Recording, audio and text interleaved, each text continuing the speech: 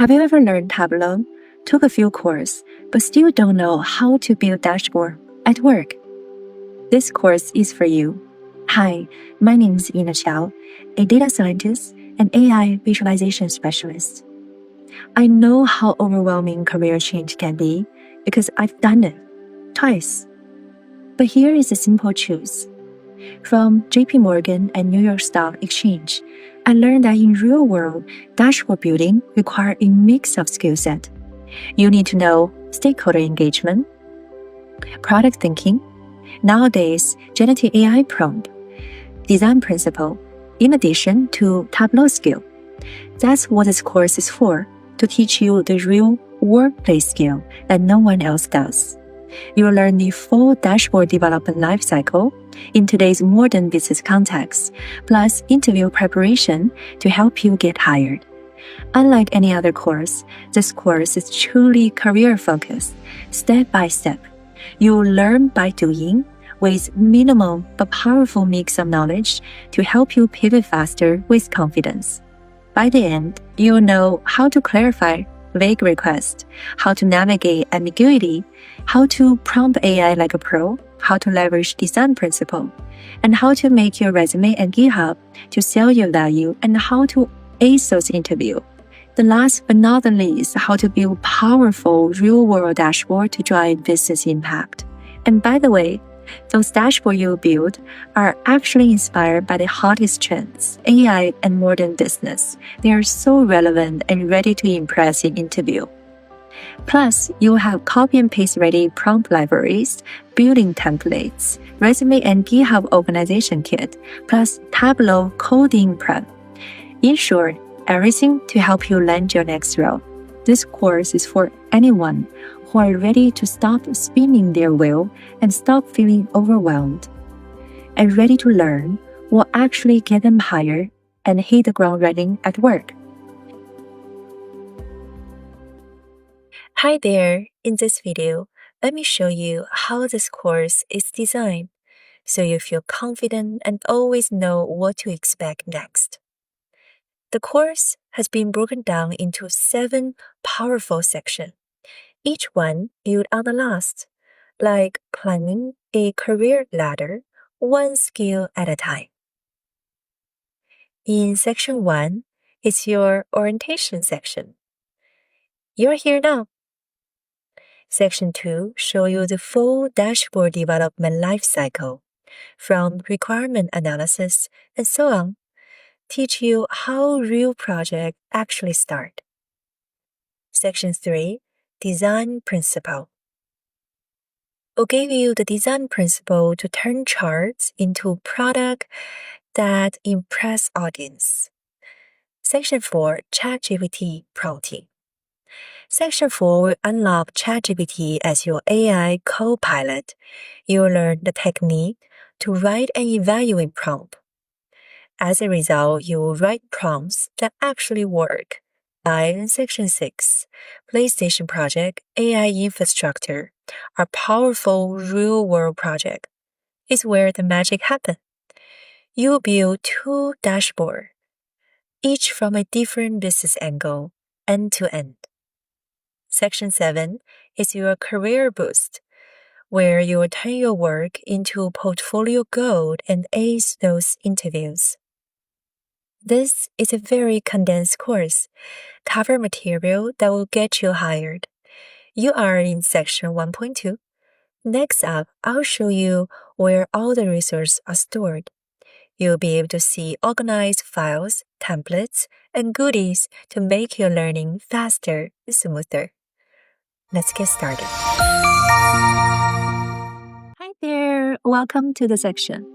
Have you ever opened up a dashboard and wondering, where do I start? Or you are in the right place. In this section, I'll show you the dashboard development lifecycle, basically how the dashboard is built in the real world. They often start with a problem, a user, and a few key questions, such as what is a business problem, who is a user, and what do they actually need. So in this section, I will walk you through step by step about dashboard development lifecycle, so that you learn how to move forward in the face of ambiguity. At the end of the section, you'll learn how to turn messy requests into clear requirement.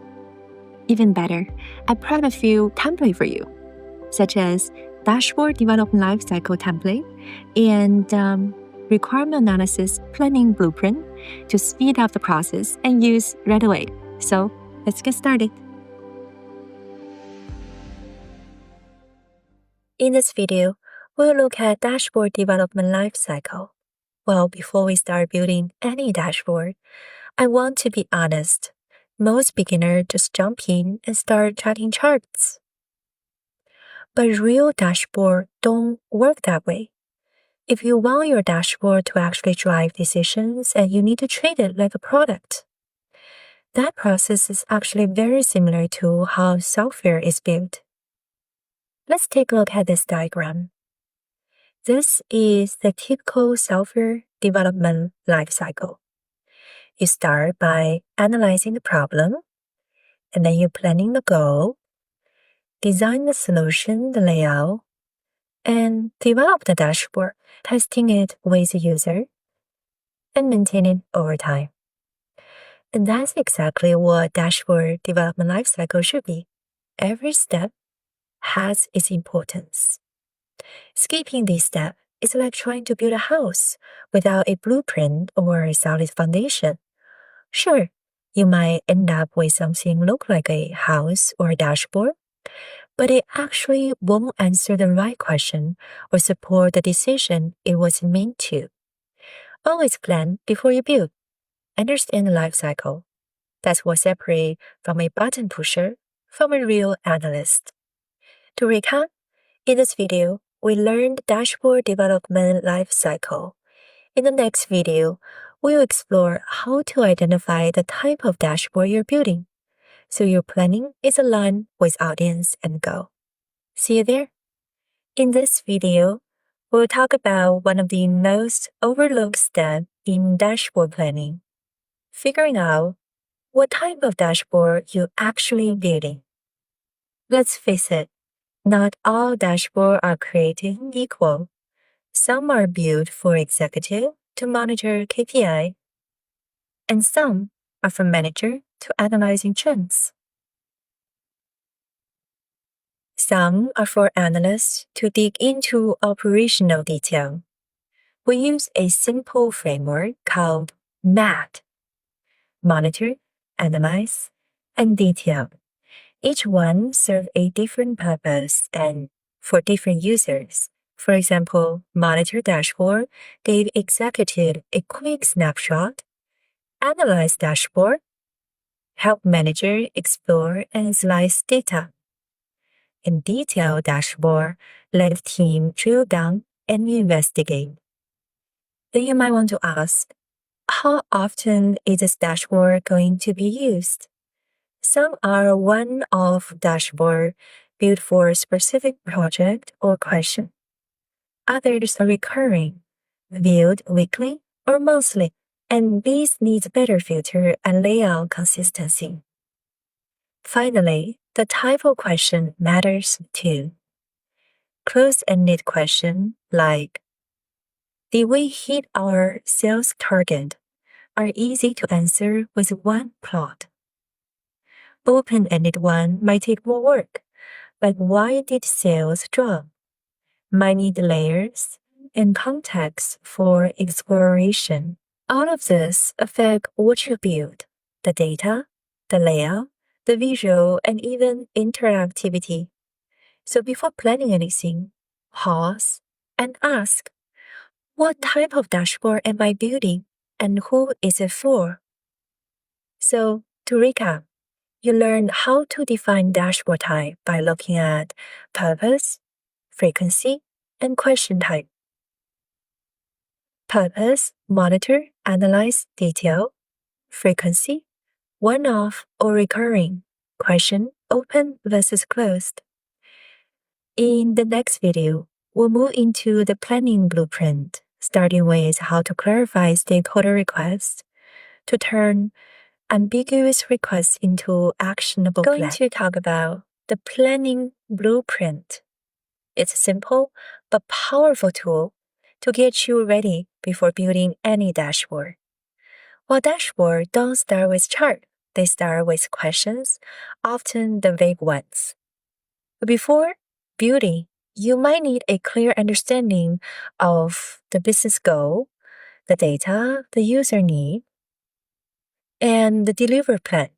So the planning blueprint acts as your guide to scope and prioritize before any development. Let's walk it through step by step. First, understand the problem. You start by identifying who the stakeholder is and know who needs the insight. Is it VP or is it a senior level executive?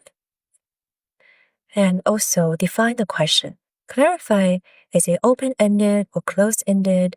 What decision will this dashboard support? And how often will the dashboard be accessed? Just once or every week?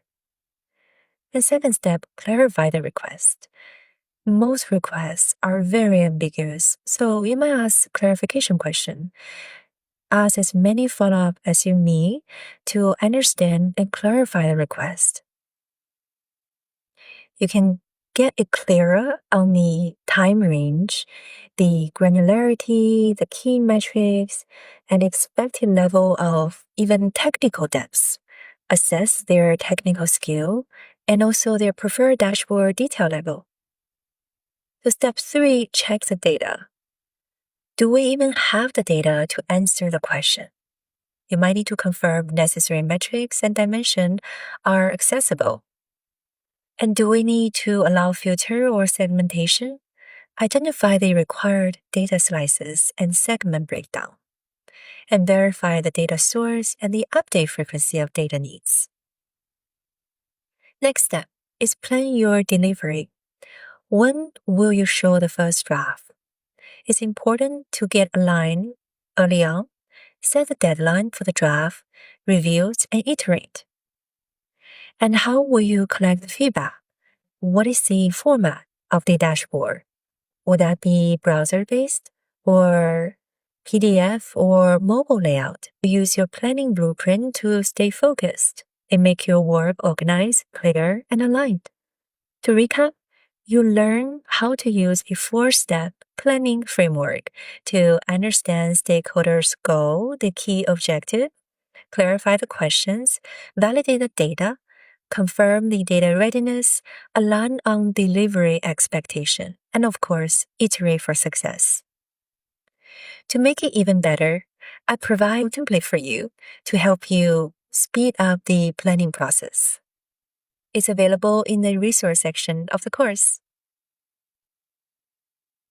It has everything we talk about so far, the business understanding, the question you can ask, the stakeholder's role, the clarify requirement, data planning, and communication plan. And this will help you get started faster. In the next section, we will finally move into building, starting with how to sketch our layout and plan your visual. Remember, you can always download this planning blueprint template and start using it right away from the resource section of the course. Welcome to section 3, Design Principle. My name is Ina. This is where we stop just building chart and we start thinking like a designer. You see, in the real company, people won't say, "Oh, I love your dashboard because it has a few charts." People might say, "I love your dashboard because it helped me spot a trend that's same in a meeting." So that's the difference between a bunch of charts versus a decision tool. Design isn't just about making things pretty. It's also about reducing the noise, highlight the insight, and make your data useful. In this section, I'll walk you through why design matters. We'll start with the common mistake that people make, and how to pick the right chart for the right question, and how to organize your layout. We'll also go over a few simple but powerful design principles that will guide your design, such as saliency, efficacy, and amity. This is one of the most important skills that you can build. It will make your data speak the language of your user. So let's get started. video, let's examine common design mistake that we should avoid. Something that happens way too often in dashboard. The first one is visual cluster. Let's take a look at this example on the left. We got pretty much everything. We have 3D bars that distort the data. We have unnecessary gradients that add visual noises. And we have decorative elements that compete with essential data. And we even have a background. It looks like this chart is trying so hard to look impressive, but actually hides the insight. Let's look at a clean version. So the chart on the right side is the same number, the cluster is gone. Your eyes know exactly where to look. See the bacon in the middle? Clearly separate the top calorie per 100 G and the bottom calorie per 100 G. Clear and simple. You see the key point very fast. And this brings us to a core idea, data-ink ratio. So data-ink ratio basically is a proportion of the ink devoted to presenting the data. That means how much of the ink or pixel you're using is actually showing the data. Not decoration, not noises, just insight. So here's a checklist. You want to eliminate the unnecessary elements such as the decorations and noises that doesn't help presenting your findings. Use color with intention, not decoration, and strip it back until the essential remain, right? Only show the key information that's supporting the visual. A gray dashboard aren't just clean, they communicate faster. Let's keep that in mind as we move on to our next video, where we'll talk about how to match the right chart to the right question. Let's face it, picking the wrong chart is like using a fork to eat soup. It doesn't get the job done. So in this video, I want to show you how to match the chart type to the question you are answering. Let's start with some basics. If you are comparing value, go with a bar chart or a line chart. If you are showing trends, scatter plot might work. Or showing distribution, a histogram or box plot can do quite nicely. And if you're explaining how different part adds up to a whole, stacked column chart or a waterfall chart can do the trick. Here's a simple truth. Charts are tools, and each one answers a specific kind of question. Let's take a look at some example. The box plot here shows how a matrix is distributed. It's great for comparing groups. Waterfall chart shows step-by-step contribution, perfect for breaking down changes. Heat map help you spot density, cluster using color intensity. And scatter plot is still your go-to for correlation.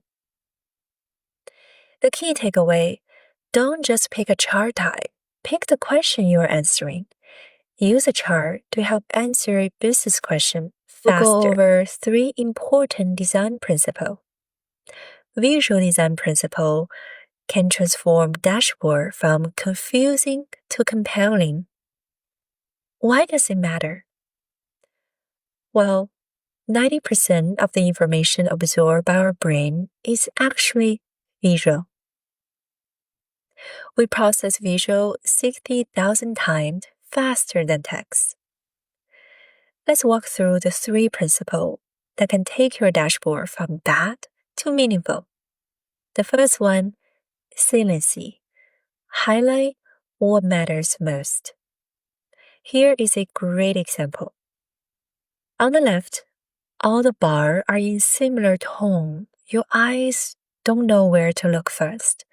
The message is blurred. You have to read through every detail to get to the point.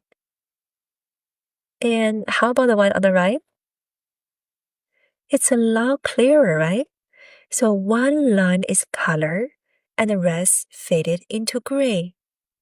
The color instantly pulls your eye to the key information. The key story here is bachelor degree holder marry more, and that trend holds steady.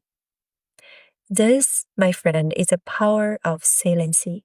Highlight what matters most. And let's talk about efficacy. Matches your message to the context. This will show what efficacy means in practice. So does it frame the context? Does it align with the business question? And most importantly, does it help the viewer take action? Does your chart support a decision? Let's take a look at an example of efficacy. So you see this chart on the left, standard line chart, 2 series, color thickness pretty similar, and clustered label. There's no real story here. How about the one on the right? Oh, it's a completely different experience. There is a clear, bold title with action. Please approve the hire of 2 full-time employees. A smart annotation marks where 2 employees quit in May, and here's the key. We can see the gap between the received and the processed indicate the need for action. So the gap shows where the system has slowed down due to understaff quit in May and why the hiring is needed. And amity means make it effortless for the viewer. Let's face it, sometimes viewer might be tired, and sometimes they might be half paying attention to a meeting, right? And you want to make sure your visual is intuitive as possible, with descriptive title to tell the story. And great visual should feel very intuitive to the viewer. And here are 2 design choices that might help with amity. One is adaptive title. Don't use generic headers. Instead, display meaningful takeaway like most actor, and there are over 20,000 of them, are 60 years old. They are far more helpful than something vague like age, profession. Another tip is this intuitive. Add a layer inside without cluster. Imagine you hover over a bar and the time series chart appears just when it's relevant. So to recap, we explore 3 important principles that help with your design and elevate your dashboard design experience. They are saliency, highlight what matters most; efficacy, matches your message to context; amity, prioritize your dashboard with user friendliness. Simple visual, smart design, big impact. Let's wrap up this section by putting design into action. This is where all your planning principles structure come together. This layout template I prepped for you isn't just a sketch, it's a system. Each block serves a purpose. The header for your dashboard, which will include title, filter, context. The KPI zone for fast, high-level insights. The main area is for your core charts. The hero visual detail chart is for supporting table, breakdowns, and deeper dive. So overall, this follows a top-down approach. And this template is available in the resource section of the course. So throughout the course, I've already prepped several templates and artifacts to help you build like a pro. In section 2, I provide you with dashboard type, use case, and live chart, which is here. And also planning blueprint. These are your tools for requirement analysis and stakeholder conversation. Think of them as the blueprint for your house, what you're building, who you're building it for, before even open Tableau. These will help you turn messy, ambiguous requests into clear requirement and structure plan. In section 3, I gave you the design checklist. We go over the design principle, and I provide you with a design checklist and layout template. These will help you sketch each room of your house with the best practice for clarity and purpose. Coming up in section 4, we'll bring generative AI, today's most practical trend in the workplace. You'll learn how to write effective and powerful prompt, and also how to evaluate, iterate for better response. All of these help you to build smarter and faster with ChatGPT. So let's keep thinking like a builder, and congratulations for making it so far, and see you in next section. Welcome to section 4, Prompt Engineering Application in Dashboard Building. You've seen dashboard planning, start with understand stakeholders' needs in section 2, and design principle in section 3. So now, imagine you have an AI assistant as your co-pilot to help you think sharper, plan faster, and deliver with clarity. So generative AI, when used ethically, is a must-have skill in today's workplace. In this section, you'll learn just enough or the minimal knowledge about prompt engineering to make it work for you. You'll learn the technique to write effective but powerful prompt, the technique to evaluate AI response for the better. We even prep a library of high-impact prompt that you can copy and paste in your dashboard workflow right away. This isn't about prompt engineering theory course.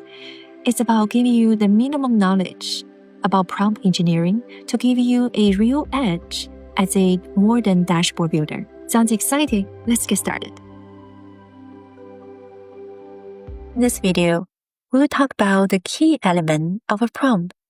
Before diving into the framework, here's how it works. User input a prompt, it gets analyzed by LLM, and output a response. Clarity and specificity of a prompt are everything, because at the end of the day, garbage in, garbage out. So think of every prompt as a mini project brief. Great prompts typically have 4 parts. The first one is persona. Who should ChatGPT pretend to be? Is it a senior BI analyst or a UX designer? Second, instruction. What do you want ChatGPT to do? Is it to summarize a text, list a step, or recommend layout? 3, context and example. So what is the background? What does it need to know? Is it business goal, sample metrics, audience? And also example helps. The last, the output format. Do you want bullet point, a table, a short paragraph, or a Word document? Let's take a look at an example. Here is a prompt example. Let's read it. You are a senior BI analyst. Help me create a dashboard plan for a team that want to monitor sales trend by region. Output will be a clear dashboard structure layout suggestion, limited to 300 words or less. So let's use what we just learned to break it down. What is the persona of this prompt? Well, it's a senior BI analyst. How about instruction? Help build dashboard plan. The context example, the team want to monitor sales trends by region. Output format, well, you want dashboard layout suggestion limited to 300 words or less. Well, let's try it in ChatGPT and compare with what it gives us. So here is the prompt, and here is ChatGPT response. As we see, ChatGPT provides a concise output based on the instruction. Enable regional sales manager to monitor sales performance trends. Oh, it actually thinking outside the box, provide a little more context. allow you to identify underperforming region and spot growth opportunity. It suggests dashboard layout to have top pane, KPI snapshot, middle panel, regional trends, and bottom one, detail explorer. See? So prompting is a communication. It's how you communicate with LLM.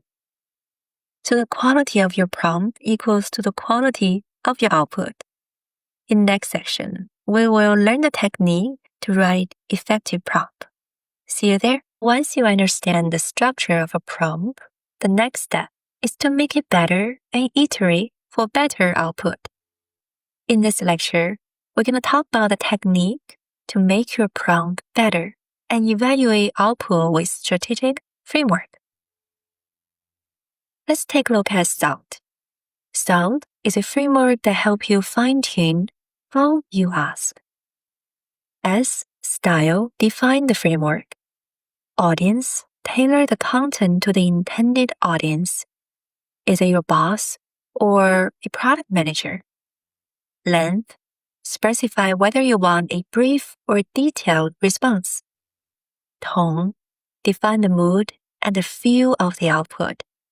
Is that formal, informal, cautious, inspiring? So some help you tailor prompts so that ChatGPT know not just what to say, but how to say it. Let's take a look at an example. Listen SOUND in action. Here's a prompt. You are a senior data storyteller. Help me summarize the insight in a way that's engaging for a C-level audience. Keep it concise, 100 words or less. Make the tone confident. So let's do a SOUND breakdown. The style, engaging summary. Audience, C-level. Length, 100 words, concise summary. Tone, confident. Let's say we actually attach a screenshot along with a prompt. Ask ChatGPT to summarize. And here is what comes up. And now we have a response. And the question is, how do we know if it's good? That's where LOVES come in. It's a framework to evaluate AI output. We'll revisit this later. So L stands for logic. E is a response structure. Does it follow a flow? Accuracy. Does it correctly reflect your input? Relevance. Is the response aligned with your question or the goal? Factual correctness. Be aware of knowledge cutoff date and verify information accordingly. So like a QA for ChatGPT. The better you are at giving feedback, the better your future output gonna be. Let's do a live review of our previous ChatGPT output. So based on this data, we ask for summary. And here is what ChatGPT come up with. But we'll use a live to evaluate. The first one is logic. We see that this output follow a clear logical structure from top line to customer insights to regional category segment and to recommendation. Check. Accuracy. We see that this summary reflects the key dashboard data, right? We see the sales 2.3 million, which is here, and 12.6% profit ratio sounds good. And also some discount regional segment seems good. Check. And then relevance. Is it tailored to C-level audience? Right? We see the focus on strategy and high-level impact as we see strategic focus on discount optimization and margin recovery in low profit state can unlock significant upside. Check. How about factual correctness? Let's check the data. We see 2.3 million in sales, match. 12.6% profit ratio, fine. 2.9K in sales each, fine. And there's no hallucinated data. To recap, in this video, we talk about using SOUND to communicate clear, using LOVE to evaluate response critically. In this video, I'll show you how to apply everything we just learned to write better prompt, get better answer, and move faster in your dashboard work. Here, it's a real-world workflow professional use with ChatGPT. So you start with a clear, structured prompt using SOUND framework. Define the style, audience, length, and tone. And then ChatGPT will generate an initial response. And then what you do, you will evaluate with LOVE framework. Check out the logic, accuracy, relevance, and factual correctness of that response and provide feedback. And with that feedback, you can refine and repeat the whole process. And that is how the best analysts work today. It's an iterative process with a feedback loop. To make your life even easier, I created something special for you. It's available in the resource section of the course. So basically, I provide you with copy and paste reusable prompt library for common dashboard type. And they are all written with the best practices you just learned today. They are real-world tested, copy-ready prompt designed for business use, with a clear objective, defined persona, context, and output, structured result, and easy to evaluate with LOVE. You'll find example for executive KPI dashboard, marketing campaign tracker, sales performance monitor, and product launch summary. These prompts are yours. Copy, adapt, drop straight into ChatGPT workflow. I'll demo the first one with a fresh ChatGPT. Let me copy and paste this one for executive KPI dashboard. Let's copy that and paste that.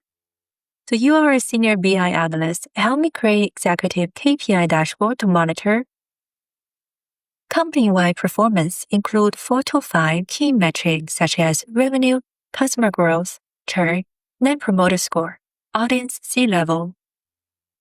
Format bullet point with short rationale for each section, a visual layout or Tableau-ready structure, sample Tableau markup file, and tone concise and professional. Here you go. Let's see what ChatGPT come up with.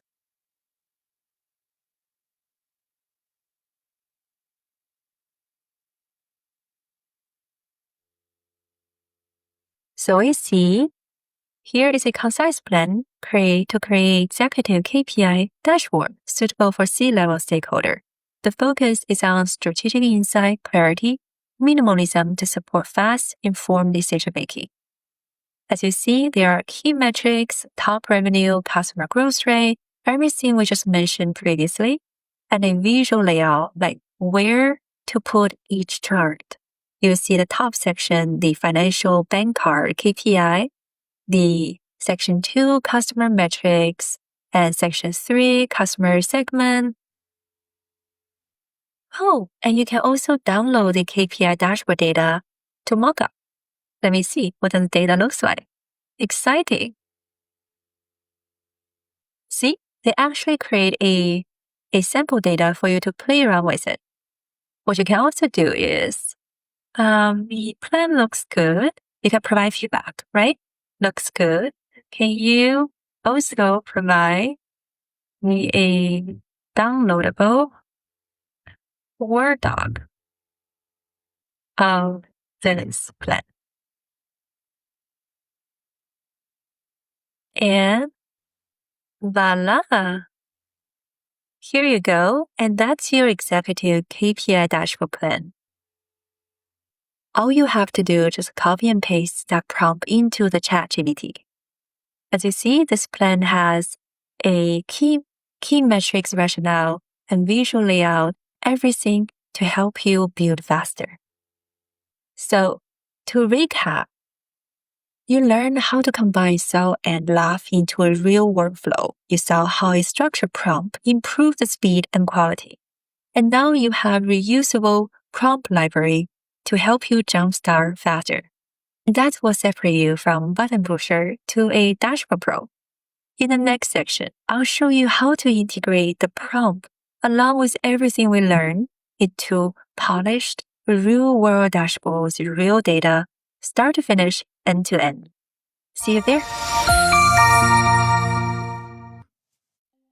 Hi there, welcome to section 5. In this section, you'll get really hands-on in solving a real-world business problem end-to-end with a dashboard. My name's Ina. We'll build like we're actually on the job. So here's the scenario. A gaming company wants to know what type of game is winning and where to double down. You will learn how to turn messy, vague, and high-level requests into clear insights, and how to translate charts into decisions that stakeholder cares about. This isn't an academic exercise, rather, it's a type of dashboard that you'll build in the real world as a product analyst. This project will cover everything we learned so far with ChatGPT as your co-pilot to help you prompt, plan, and present like a pro. You will walk away with an end-to-end, full lifecycle Tableau dashboard that showcases your product sense and ability to drive business impact. This will be ready to showcase in your portfolio. So let's get started. In this video, I'm going to walk you through how to handle an ambiguous business request. Here's a scenario. You just joined a new gaming company, a new team, and it's your first week. Your manager sent you a request. Hey, can you build a dashboard to help us understand how our PlayStation games are performing? Sounds exciting, but also very vague. What does performance or performing really mean? Does it mean sales, engagement, or rating? So you do the smart thing, you schedule a quick meeting with your manager to clarify the requests. Here's how that conversation might go. You ask, when you say how games are performing, are you thinking about sales, engagement, or review? Manager reply, mainly sales. I want to know what's selling well. And then you ask, are we looking at global performance or a specific market? Manager answer, good question. I like to compare across region, like North America, Europe, Japan, and others. And then you ask, do you want to look at individual games or more like high-level trends, like by genre or platform? Manager reply, both actually. I love to see what are top games, which genre perform best, and whether some platforms are still worth developing for. Before wrapping up, you ask 2 more questions to align expectations. Who is the main audience for this dashboard? Manager reply, mostly our product team. We want to use it in planning meeting to spot content or investment opportunities. Okay, so you say, so this will help you decide where to focus next, like which genre to develop or which platform to prioritize, right? Manager reply, exactly. Now, after the meeting, you do a quick recap. You broke down the vague requests into a clear structure. What the manager really wants to see is first, how are our games selling overall? The dashboard needs to show key KPI and break down by regional sales. Also include a time trend chart to compare across region and total sales. The second, which game or category are driving performance. The dashboard will display top-selling individual games by global sale, also break them down by genre and publisher. Third, are some PlayStation platforms are still worth developing for? The dashboard will use a platform lifecycle area chart to show when each platform peak, and a total sale comparison by platform. And who is the audience? The product team, using the dashboard for roadmap and content planning. Lastly, what decision are they hoping to make using this dashboard? Identify high-performance game type and platform to invest in next. Now, we're no longer building in the dark. In the next video, we'll take a look at the dataset we'll be working with and see how we can bring this plan to life. Until then, happy creating. Let's take a moment to understand the dataset. This is a real-world dataset downloaded from Kaggle. You can download it directly from Kaggle or you can find a copy in the resource section of the course. This dataset originally scraped from vgcharts.com, a well-known site that tracks global video game sales. It includes more than 16,000 video games across various platforms, with attributes like name, runner, publisher, release year, and regional and global sales. This is widely used in dashboard design, and it reflects real trends in the gaming industry. I'm going to go ahead and download it.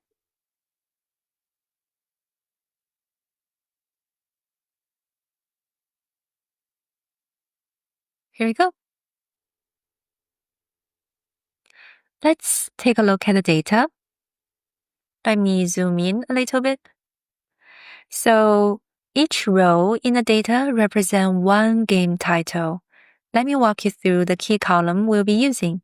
The name, namely the game title, platform, the console it was released on. For example, PS2, PS3, so on and so forth. The year is a release year, which will be used in a time-based analysis. Genre, the type of game, like action, sports. Publisher, the company behind the game. For the core metrics, we'll be looking at NA sales, EU sales, Japan sales, other sales, and global sales, which is a sum. One important thing to note, these sales are all recorded under the release year of the game. It doesn't mean all units are sold that year, just means the game will launch then, and all lifetime sales are attributed to that point in time. So we are seeing release impact, not a year-by-year revenue curve. This will affect how we interpret the trends. And of course, these are, if I remember correctly, I think these are recorded in units of millions. So just to recap, one row, one game. Sales are total units grouped by region. The years are release year, not a real-time sales timeline. So in the next video, we'll use ChatGPT to help us design the layout and choose the right visual. In this lecture, I'm going to show you how to use ChatGPT to create a plan and also the prompt we'll be using. Now we've clarified the business need in Lecture 2, and we also review the data in Lecture 3. And let's take it one step further. We're going to use ChatGPT to help us design a layout for the dashboard. Why? Because once the problem is clear and dataset is structured, all we really need is a design co-pilot to help us get started quickly. We need to quickly figure out which chart type to use, how to group insight on page, what filter to include, and how to structure the overall layout. But to get useful result, we need to ask clearly. Here's a prompt I will use. Based on Lecture 2 and Lecture 3, everything we went over so far, and also based on the prompt technique we went over in previous section. So first, I will define the role, act as a Tableau dashboard expert, and help me design a structured, business-ready dashboard layout for the real-world use.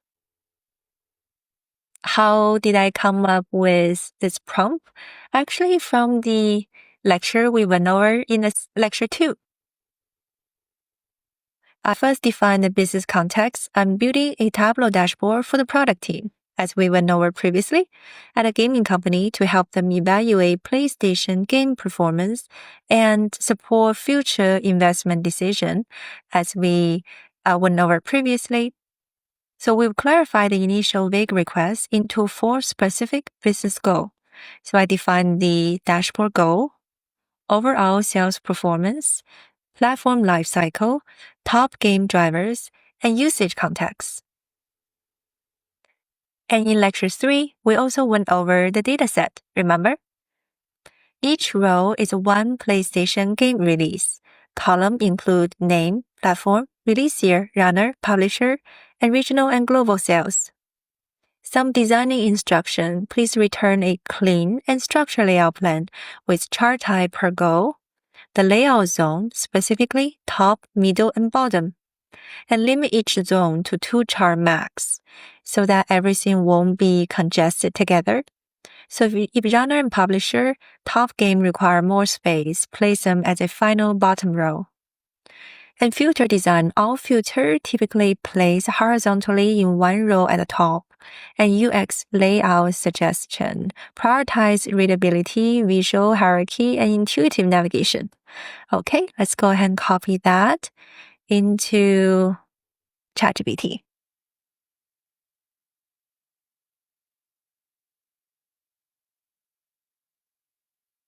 Here we go.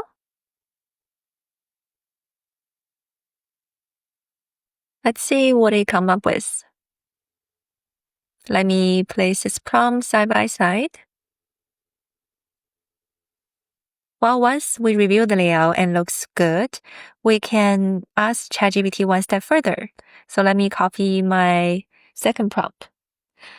I wrote, please return your output in a downloadable Word doc directly. It should look like a dashboard build guide with headings and bullet point per section. Go ahead and copy into the section. Let me close this one out. And you are now asking it to build a chart, and you are using it as a dashboard design copilot to help plan smart and build smart. Let's go ahead and download that and take a look at it. And voila! It has a wonderful layout plan. See? And you can also find this plan in the resource section of the course. In the next video, we'll use this plan as our roadmap to guide the building of each chart step by step.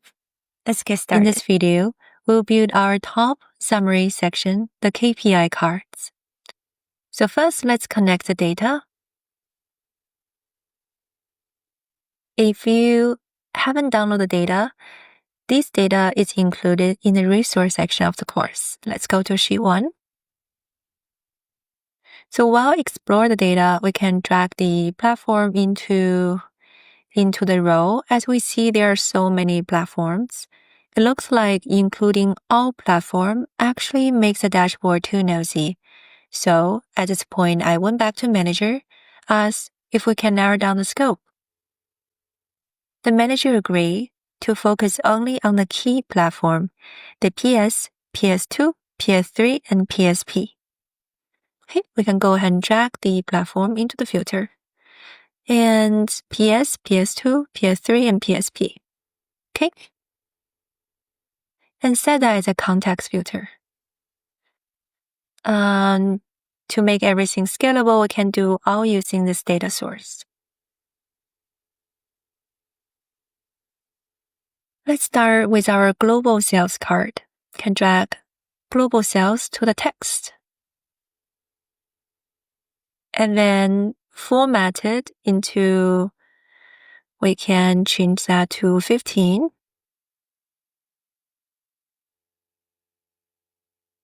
Okay, let's make that align left.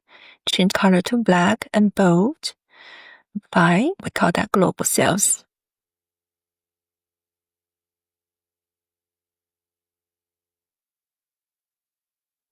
Okay.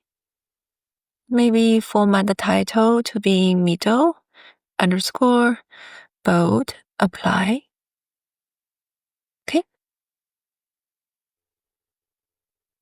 Now let's format the number to add our afterfix. The text card, click on format, and then change the number to be customized. We can add a suffix, M, and keep that 2 decimal places. Okay, close it up. And voila. And we can use the same way to create our other card. Before we move forward, let's add our other filters. We will have release year, platform, runner, and publisher. So to make that scalable, we can go ahead and add our other filters, runner, all using this data source, runner, publisher, all, all using this data source, not okay. And then all using this data source. Okay. Now we can duplicate.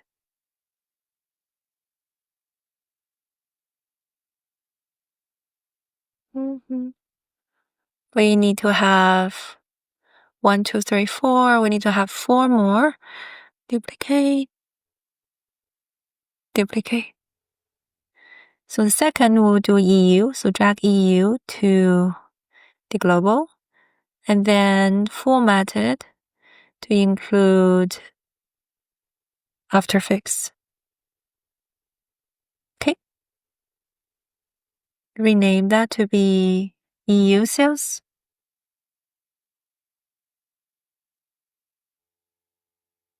Okay.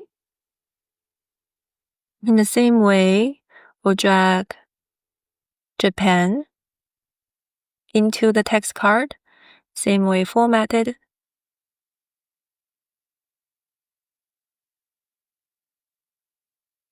Okay. Rename the sheet.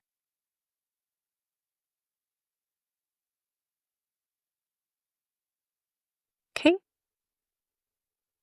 And NA sales, drag the NA sales. So all of the card will be kind of like a copy and swap process and slightly change the format.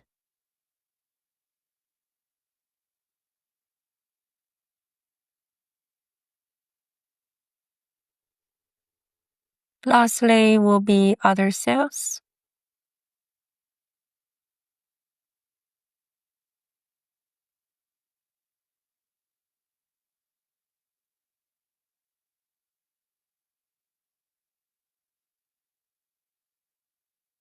Okay. So now we have created global sales, EU sales, Japan sales, and NA sales, those 5 cards. It will be sit at the top section of the dashboard. So before manager dig further, they can take a quick look at how big the market is and which region contribute the most. Next, we'll build a combo chart that shows how global and regional sales have evolved over time. See you there? Hi there. In this video, we'll build a combo chart that shows how global and regional sales have changed over time. This will give our product team a historical view of performance trends. Let's go to a new worksheet.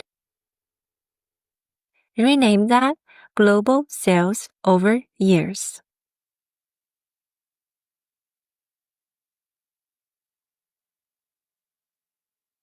Now, start by dragging release year to the column shelf, dragging global sales to the row. We'll change the chart type to bar. This will give us a bar chart showing total global sales by year. Next, let's overlay the regional trends. A quick way to do this is drag measure value until you see the ruler and then release. And now, remove the unnecessary values such as count, global sales.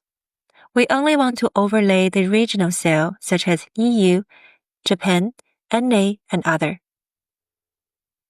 Now, change the chart type in the measure value to line. The second axis, which is the right axis. Right-click, click Synchronize Axis. Now, both charts align. Let's tidy this up. We can format the axis, formatted, change the tick level to a fixed interval, alright? We can add a suffix like 200 million. So right-click, Format, and then in Format Sum Global Sales, in the axis Default, Numbers, click the drop-down, we'll select Custom, and here we can get a suffix M. And change this, you can round it to 1 decimal or 2 decimal places. In this case, I can round it to 0 decimal places, okay? And now we're here. Let's remove the grid line. In the white space in between, right-click Format. Let's go to Line, None. So this will remove all of the line, but we want to keep some of the line. Let's say the row line. So you had a horizontal reference line referencing the major interval, 200 million, 100 million, and 0. We can also remove the null here, hide the indicator, and then format the title. I want the title to be 20 bold, center, and change the color to the black. Choose apply. We can drag the measure value to the left side, right side of the axis, since we already synchronized the axis. So we can unclick, and voila! You have successfully created the combo chart. Shows the global sales over year. This chart will give a product team a clear timeline of when sales peaked and how each region have contributed over time. In the next video, we'll explore how each PlayStation platform perform across life cycle. In this video, we're going to create platform analysis over time. According to our plan, it will be an area chart, stacked, color-coded. So what I have done is I did a shortcut. I duplicated the global sales over year and renamed that to platform analysis over time. And then I use clear sheet to have a clean canvas. And now let's start dragging the release year into column and dragging global sales into the row. Now you can drag the platform into color mark. A shortcut to this is, if you're on Windows, hold down Control. If you're on Mac, hold down Command, and then click on the platform and drag it to color. Change the chart type to area. And we can drag the platform into left side. And voila! Let's clean this up a little bit. First, we might want to format the axis like we did before. We can do a tick mark fixed, 100 interval, and then automatic. Okay, this looks fine. So let's add a suffix. So right-click, click on Format, and then a default to axis. In the number, click on the number custom. So we can choose the decimal places to be 0, and then add a suffix, M. So the unit will be millions. In the background, you might want to format it to clear up the legend. So right-click Format, and then go to this 3-line bar, and then go to Sheet, green line to be none. And voila! If you only want to add a few reference lines, what you can do is go to the row, green line, add the first one. See? You can see a reference line only refer to the interval 200 million, 100 million. What you also can do is you can hide the indicator. So what this chart shows is super useful for product decision. It highlights when each platform peaked in terms of game sales and when their momentum declined. You can clearly see that PS2 had a long domain run, while PS3 and PSP had shorter but more tapered cycle. In the next video, we'll break down total sales by platform in a simple bar chart. Let's go ahead and create our next chart, sales by platform. We'll take a shortcut here, just duplicate the previous sheet. So right-click, platform analysis over time, duplicate.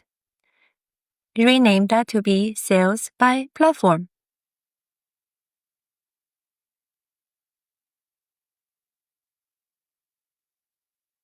Alright. Now, instead of showing how platform sales evolve over time, we want to compare total sales across platform.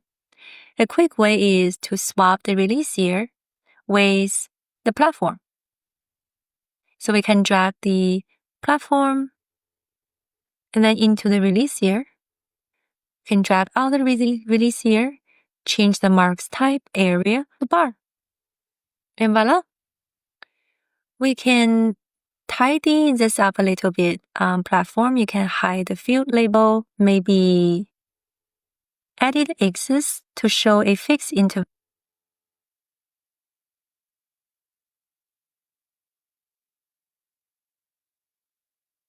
Like we did before, 200. And voila, we have created our wonderful sales by platform. And now from here, we can see that PS2 clearly dominate, followed by PS3 and PS, and then PSP. This will help the product team see which platform generate the most sales historically. In the next lecture, we'll take a look at which games are the top performer. See you there. Welcome back.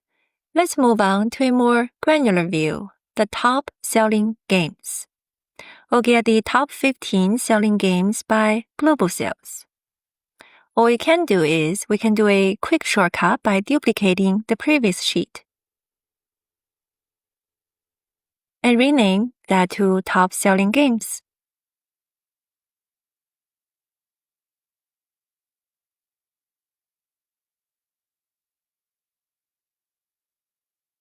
And then clear the sheet. And now we have a clear canvas. Start by dragging names to the row and global sale to column. We'll sort by descending global sale. And the chart already looking better. And now here's the important part. We only want to show the top 15 games by global sales. So left-click Names, Filter, go to Top by Field, put in top 15, global sales, and OK. Since we already have the platform as a context filter, this will give us within the 4 platform we selected. Let's show filter, you can see. Within this 4 platform we selected, who are the top 15 games? Okay, we can close it out, hide the card. And then we can drag the runner in color. Drag the runner into color.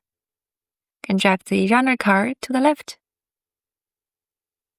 Final thing we want to do is we want to format the global sales to global sales in millions.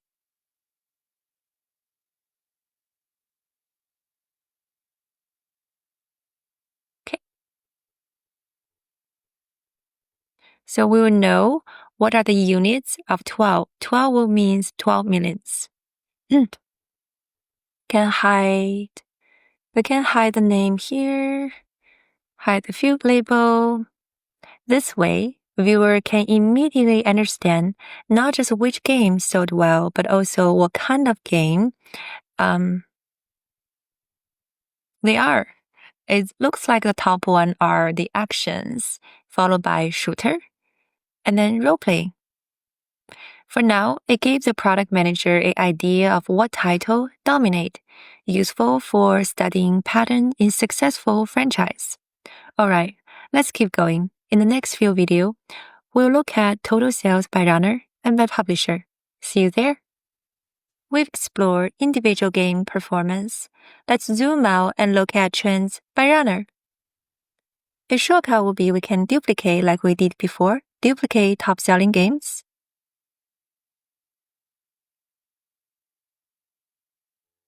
Rename that to be sales by runner.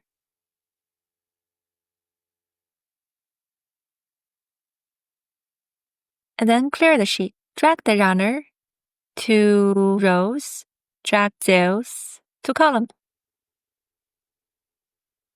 And click on Show Me and choose the tree map. And voila, we can go ahead and drag the runner into color.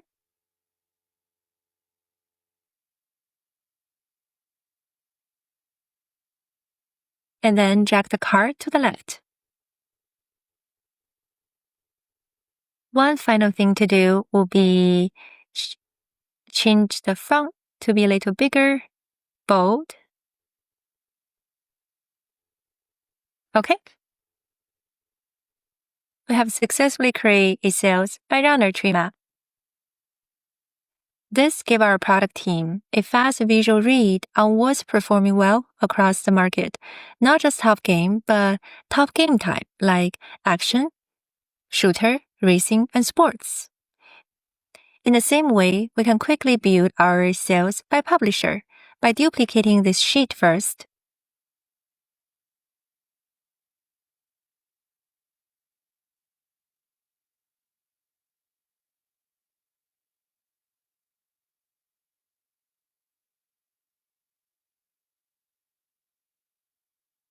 Rename it to be sales by publisher. Swap genre with publisher. Change the color, and then change the text. Voila! You have successfully created sales by publisher. This gave our product team a strong signal on who is constantly delivering top-selling games. Immediately, we can see a few dominant blocks like Sony, EA, and Take-Two Interactive. Those are all major players. This gave our product team a strong signal on who is constantly delivering top-performing games. In the next lecture, we'll finally bring everything together into our final dashboard, finalize the dashboard layout, and more. See you there. Hi there. In this video, we'll bring everything together into one cohesive dashboard.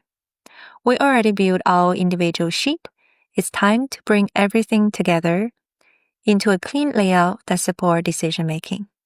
We'll start by creating a new dashboard. Rename that to be PlayStation Sales Dashboard.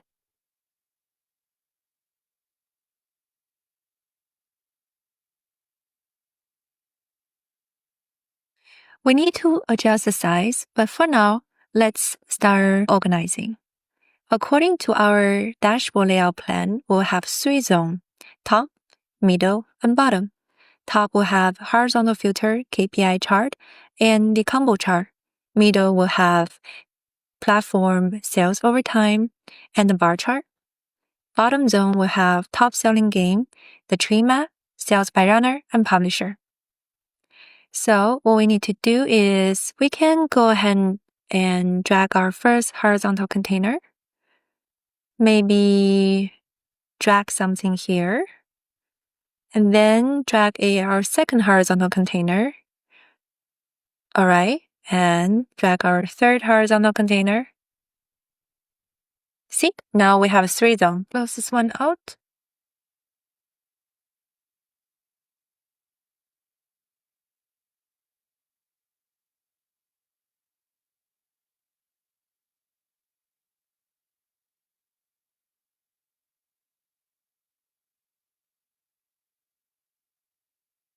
Okay, let's try to add EU like that.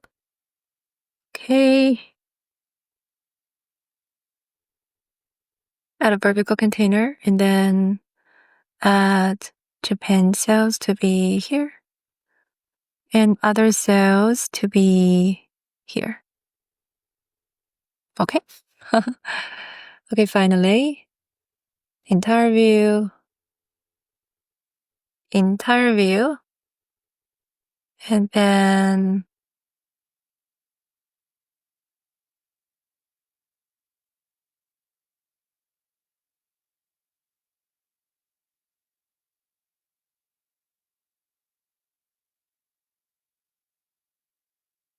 okay, let's add our combo chart here. Our combo chart to be on the right side. Okay, now we can adjust the size of it to make it smaller.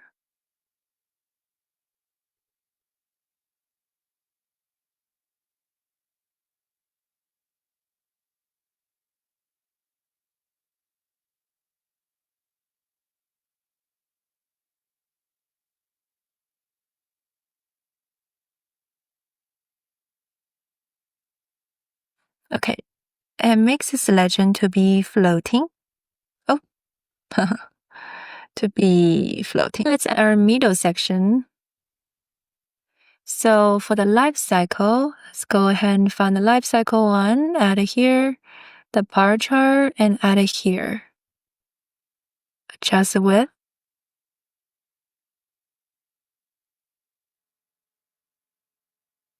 Add a horizontal container to add little buffer in between. In the same way, make that floating. And then add the legend here. Okay. Then we'll use the same thing. Before we do that, let's go to the top selling games, making sure the filter are show. Right click, show filter. Right click, show filter. Right click, show filter. Right click, show filter. Right. Okay, we have 4 filter, right? We're gonna need those filter on our final dashboard. So let's drag our top selling games to the bottom section.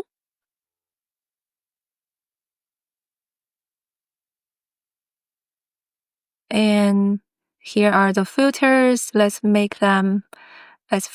make them multi-value drop down and then drag them to the top of the dashboard. See, we have release here.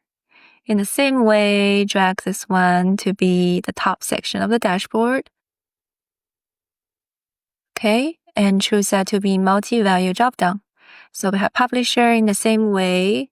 We'll do the runner.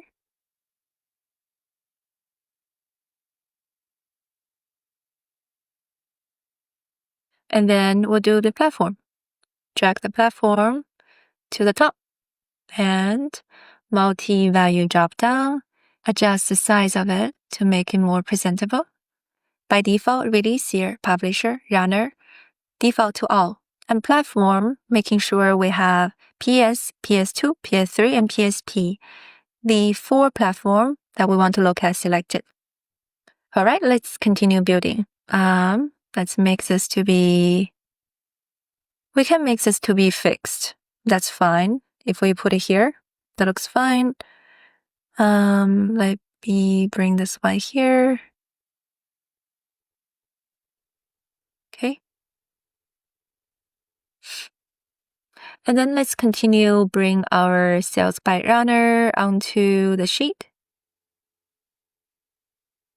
And sales by publisher onto the sheet. And slightly adjust it.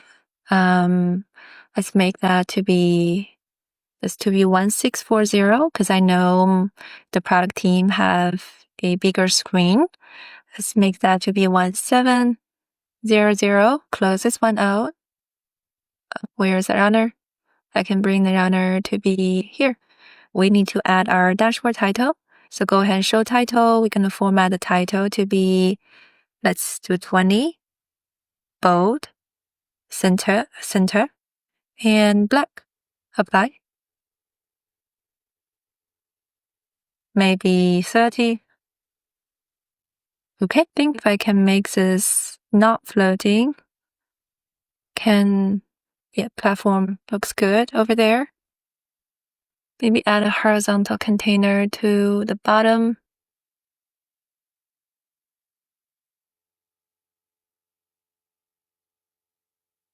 So again, kind of give you a little bit of room here. Okay.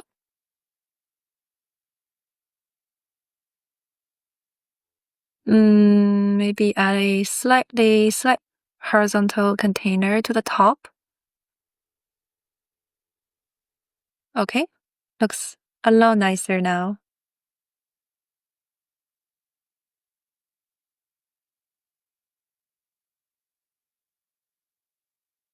Okay, that's it. We have successfully created a clean, structured dashboard. Prioritize top-down information from KPI, trends, lifecycle, and theme drivers. In the next video, we'll finally add our final touch, set up dashboard actions to further explore insights interactively. In this video, we'll wrap up the dashboard by setting up a few final touch, interactive actions. so that user can explore more dynamically. We'll add 2 filter actions and 1 highlight actions, each supporting a different type of business decision. So first one will be a filter action on sales by platform. So go to dashboard, go to actions, and then add action, filter. So we'll select sales by platform as our source sheet. Uncheck that. Sales by platform, making sure our sales by platform is our source sheet and the target sheet will be everything. And we will choose select and keep filter value and show all value. Click on OK. You can rename that to be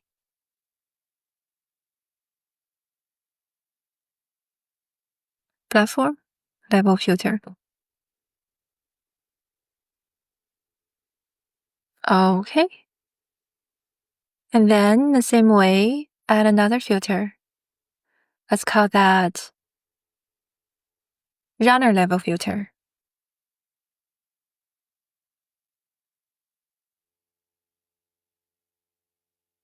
Same thing, we will sales by runner as our source sheet. And then target sheet will be everything else.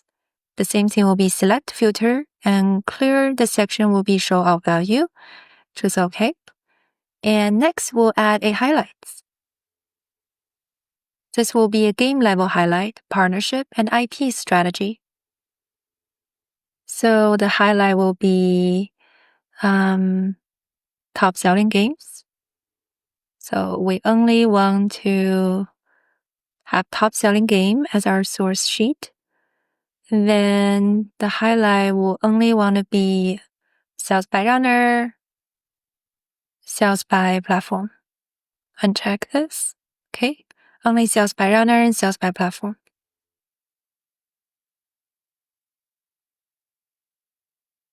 Okay. This will be hover. And then okay. We need to rename that to be game level highlight. Okay. Let's try. So click on PS2. So entire dashboard is filtered. Uncheck by click on this again. And then runner, click on one of the runner action.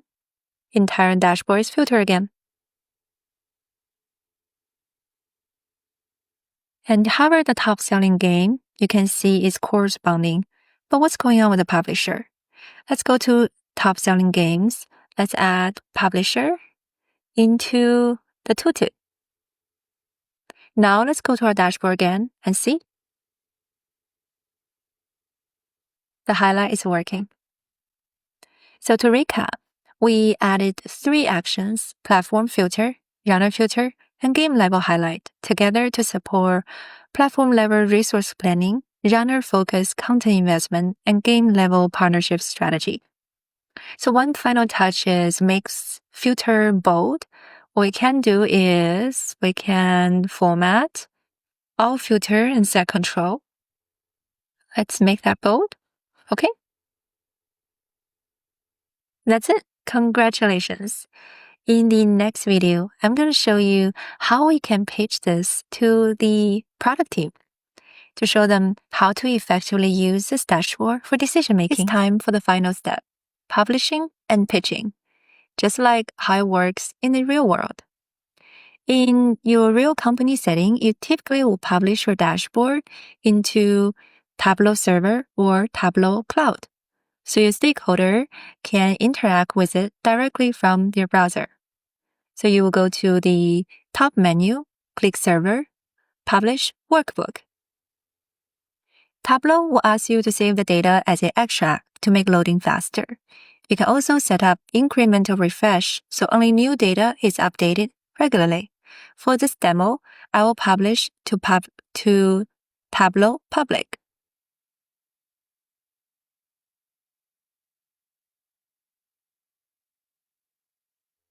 Here, it will ask you to log in.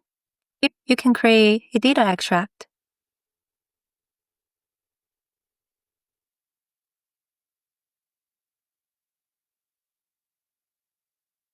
So we'll go again. We'll go to Server, Tableau Public, save to Tableau Public as. We can call that PlayStation Sales Overview.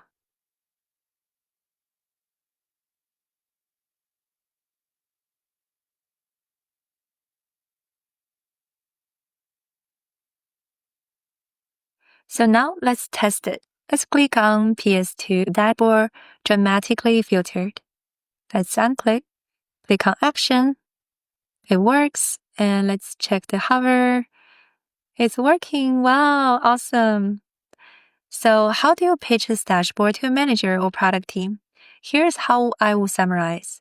This dashboard helps product team to evaluate how PlayStation games are performing across platform, runner, and publisher.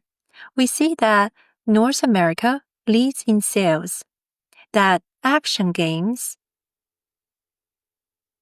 and the PS2 platform are the top revenue driver, especially through hits like GTA game series.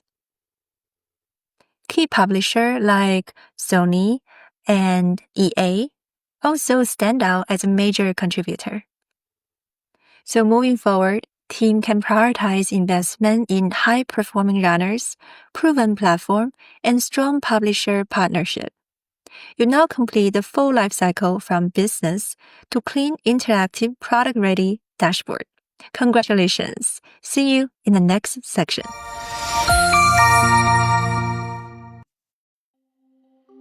Hi there, welcome to Section 6.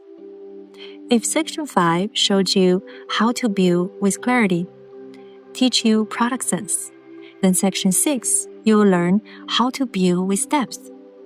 You'll tackle a more ambiguous, real-world business challenge end-to-end delivered with a dashboard. My name's Ina. We'll start from data, logic, visual, and everything. The theme? Take a guess. It's AI infrastructure theme, a hot topic in today's market. How about scenario? You're being asked to find the most promising AI stocks with very limited information, tight deadline, and no clear playbooks. Then how to move forward in the face of ambiguity? That's what you're going to learn in this section. This project built on everything we learned so far, from gather ambiguous requirement analysis, design principle. Even more, you will do the data pre-processing in Python, like what you would do in the real world. Honestly, I do that on a daily basis. You also include generative AI into your dashboard building workflow as a modern dashboard builder. You walk away with a real-world finance portfolio project ready to impress the hiring manager. And a real-world use case that blends finance, data science, product thinking, and storytelling. Sounds exciting? Let's dive in. There, welcome to Section 6 of the course, where you get really hands-on with solving real-world ambiguous problems from the ground up. You probably notice AI is everywhere. It's the hottest theme on the street. Naturally, people in the investment world want to get in. But the real question is, how? What stock do we pick? So that is a business context. And your role as a quantitative analyst, investment analyst, is to assist portfolio manager to figure out how. So imagine a portfolio manager come to you and ask, hey, can you help me screen for the best opportunity in the AI infrastructure space? So give me a systematic way to generate high quality idea. That's what the dashboard is for. In this section, you build a solution to help portfolio manager to generate systemic high quality stock idea. You examine messy cross-sector theme like AI infrastructure and turn that into something structured, actionable, visual. I have already translated this into a specific requirement listed here. We'll be evaluating factors like value, quality, and momentum. And we'll also take a look at metrics like PE ratio, ROE, and 6 months return. Don't worry if you're unfamiliar with the topic. We'll definitely dive into more in the later section. By the end, you'll build a real-world, professional-looking dashboard just like a quantitative analyst, where a portfolio manager can use to explore and generate high-quality stock idea. It is in one of the most exciting themes today, so let's get started. Welcome back. In this video, we'll talk about how we break down a vague business request. So we've been asked, can you help me screen for the best opportunity in the AI infrastructure space? That sounds pretty vague, right? It's quite challenging. So we're going to figure out a way to clarify, target the request effectively. So what does it really mean? It's actually asking, can you help me narrow down the universe of stock and highlight the best idea within the messy theme? This is what a strategic dashboard are for, turning open-ended question into focused, ranked insight. So let's use a real-world analogy. Imagine someone asks you, can you find top talent in New York City? Okay, you will ask clarification question like,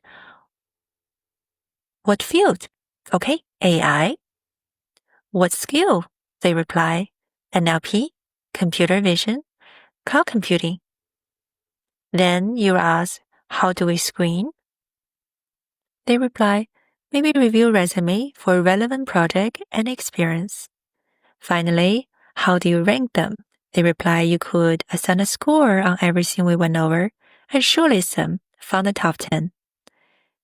So this is exactly what's happening here. The field become the AI infrastructure.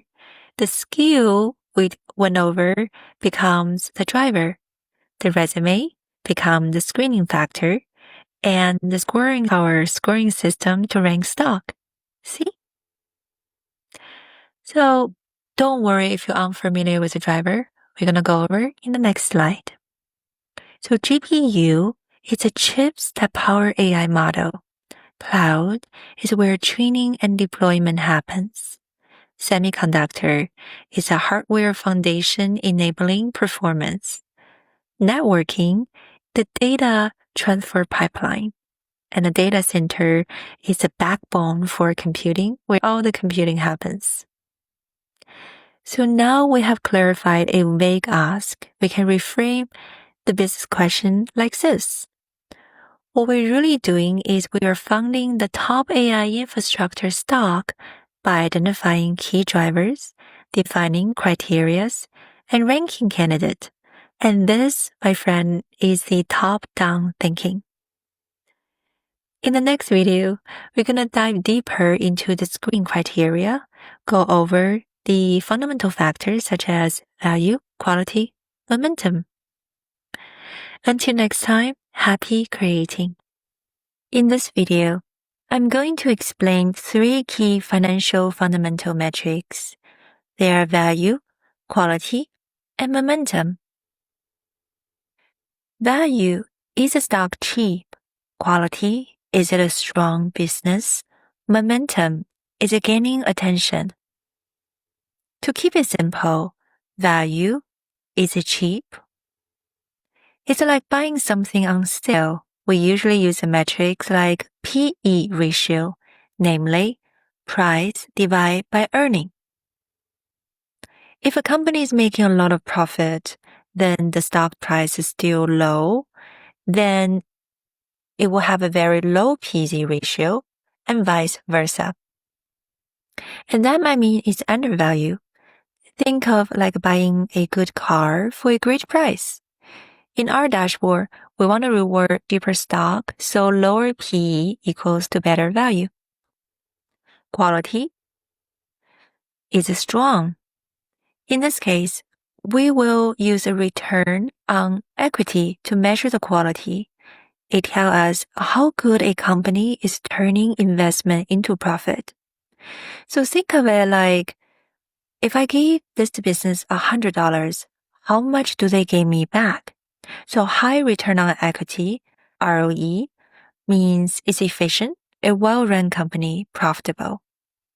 Next factor, momentum. This is about stock performance we look at. In this case, we select 6 months price return. It basically saying, has the stock been trending up? Are investors getting excited? So momentum is useful because stocks are already moving, often keep moving, especially in a trending theme like AI. So let's recap. In this video, we covered the key metrics, value, quality, and momentum. These are 3 important fundamental factors where we'll be evaluating the stock. In each of the factors, we select a metric. Value, we use PE. Quality, we use ROE. Momentum, we use 6 months return. And then we'll combine that into a simple score and rank the stock. So again, this summarizes our top-down approach from theme, driver, factor, metrics, and composite score. That's how problem solving on a high level means. In the next video, we'll look at how we actually combine them into a single ranking. In the last video, we introduced 3 metrics, PE for value, ROE for quality, 6 months return for momentum. And in this video, we're going to talk about how we actually score and rank them fairly. Imagine you are hiring top talent. You receive hundreds of resumes. You can't just trust your gut and you need to define a few criteria. For example, we'll rank them by GPA, project, and experience. Then you assign a score and shortlist top talent. But here's the key. You wouldn't just compare engineering student with finance major, right?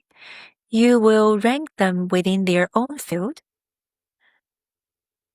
And to make it fair, the same thing with the stock. We'll group them by drivers and then score them within that group to ensure fairness. And here's a formula we use. The score is equals to 1.0 plus 2.0 times percentile rank. Basically, it's a formula to standardize all the score, so the score will be between 1.0 and 3.0, with 1.0 being the bottom performer, 3.0 being the top performer, and everyone else lands somewhere in between. We use the same formula to get a value score, to get quality score, and to get a momentum score. The direction matters. As we went over previously, lower P means it's undervalued. It will get a higher value score. Higher ROE means it's a strong business. It will get higher quality score. Higher 6 months return means it's higher momentum. We'll get a higher momentum score. And then we'll combine all of them into a composite score. And here is the industry standard. We will use value score times 0.25 plus quality score times 0.35 plus momentum score times 0.4 to get a composite score to simplify rankings and our filtering decision. This, my friend, is how we turn messy fundamental into clear numbers. So let's recap. In this video, we talk about fair scoring, use percentile ranking logic, triple factor, and the last, combine into one actionable score to get the best idea. In the next video, I'm going to show you exactly how this is done in real world with Python and how you can run it yourself. See you there. Hi there. In this video, I'm going to walk you through how we actually get and process the data ready to use in Tableau. You see, in real world, you rarely get a chance to have data processed and handed to you. You usually have to go out and get data, process it, and turn it into something useful. Here's what we're going to do. Remember, we have a dashboard logic from the theme to driver to screening factor to ranking. We start with a theme where we need to manually compile from public resource and group by key drivers like GPU, cloud, semiconductor, and networking.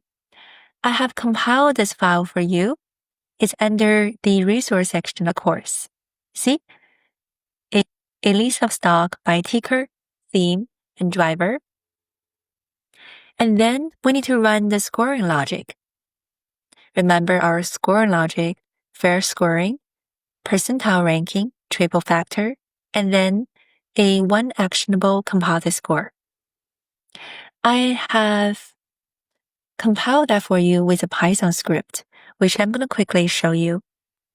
If you're hands-on like me, you want to run the script for yourself and get the data, I have compiled a Get Started Colab guide to show you step by step how you can run the script for yourself. For the purpose of this exercise, I'll quickly do a demo. So we need to upload the file and drag and drop here. Upload the file we just mentioned, the universe file, and then click Run. And that's it. What this Python script does is it pulls the data from Yahoo Finance, calculate the score we just mentioned, handle missing value, use percentile, like that PPT I just showed you.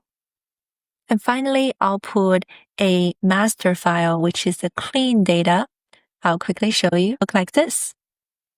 It has a lot more information and one company per row with everything from ticker to sector to drivers and all other score we just mentioned so far. Let me see. See, it's ready and it will appear here. You can go ahead and download that. Click download and voila. That's exactly the file I just showed you. All the three files is available in the course resource section. So now you have the data. What you're going to do is you're going to go ahead and connect that with Tableau. I have already opened up the Tableau for you. Go ahead and connect that. This is a file, AI, infrastructure, fundamental score, percentile, theme, sector. And go ahead and open that.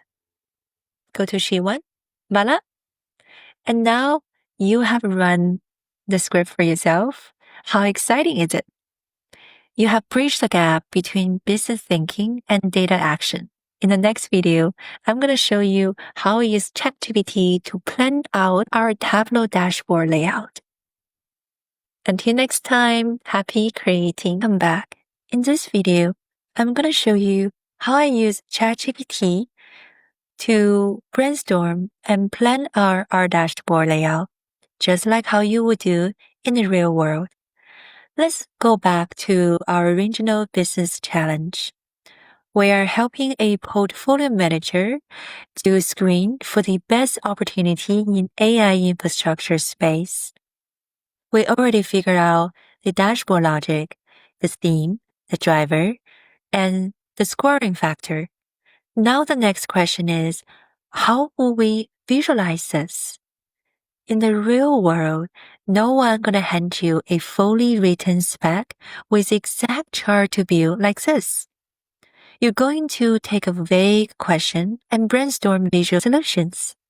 That's where ChatGPT can be really helpful. Like a co-pilot. Let me show you what I did. I create a ChatGPT account and I wrote a few prompts. Here's the first prompt.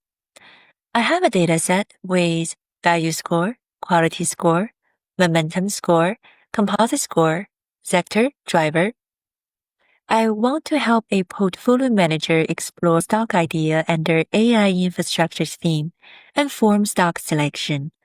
What top 5 chart will help me with that? Limit output to concise response.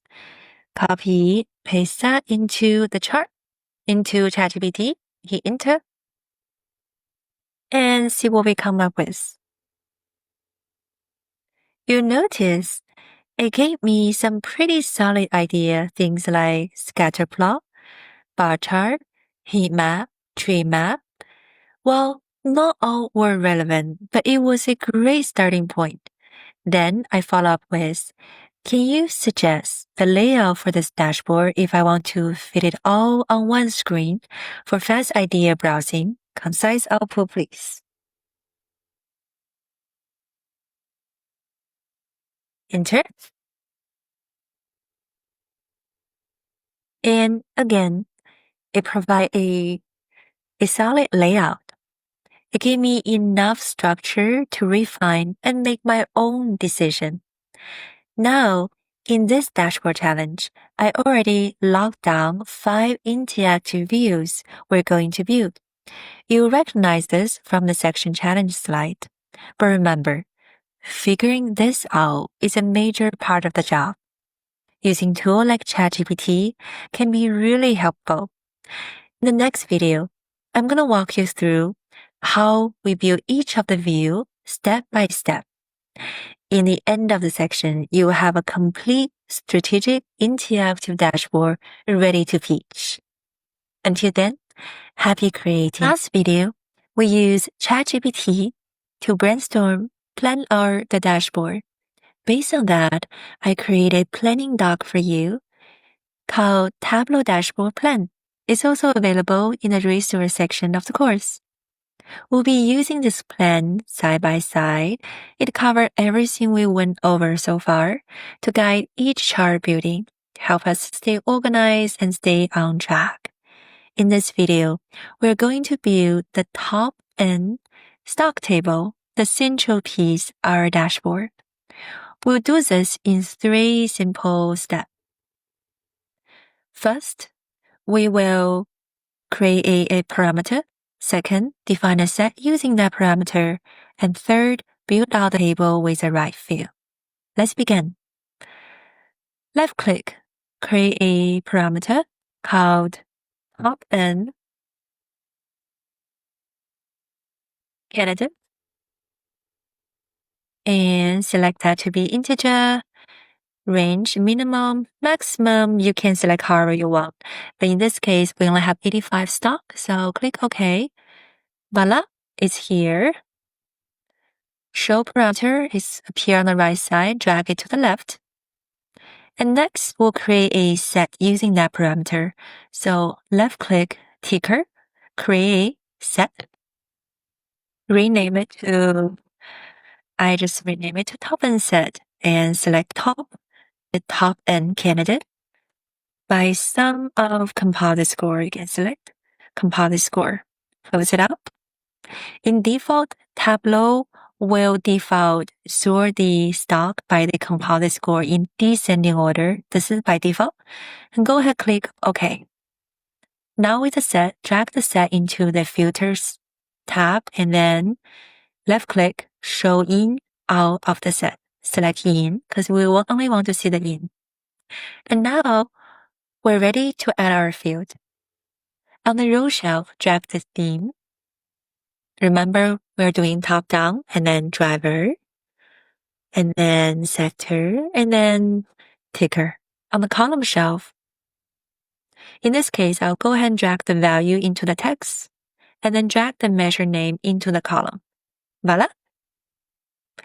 Now let's rearrange the value a little bit. We want to have the composite score as the first field, and then I want to look at PE and ROE, and then 6 months return. So drag out the CNT.